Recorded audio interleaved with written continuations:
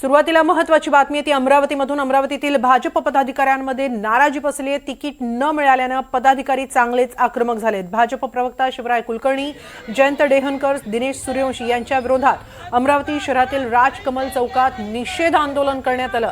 भाजपच्या नेत्यांनी माफी मागावी नाहीतर ठिकठिकाणी आंदोलन करू असा इशारा देखील या नाराज पदाधिकारी आणि कार्यकर्त्यांनी दिलाय। याबाबत अधिक माहिती घेऊया आमचे प्रतिनिधी शुभम बायस्कर यांच्याकडून। शुभम, काय नेमकं म्हणणं आहे या कार्यकर्त्यांचं?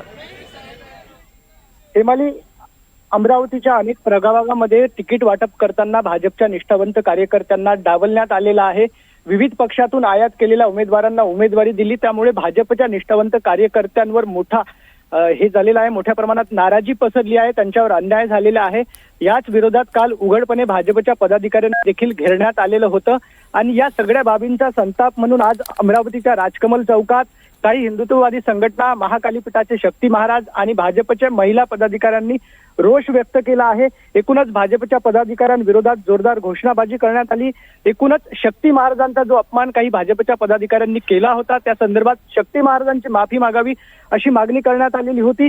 जर शक्ती महाराजांची माफी मागितली गेली नाही तर अमरावतीच्या प्रभागात भाजप मुक्त करू असा इशारा कार्यकर्त्यांनी दिलेला आहे। एकूणच या संपूर्ण प्रकरणामुळे अमरावतीचं वातावरण सध्या तापलेलं आहे। हेमाली, नक्की धन्यवाद शुभम, आपण दिलेल्या सविस्तर माहितीबद्दल।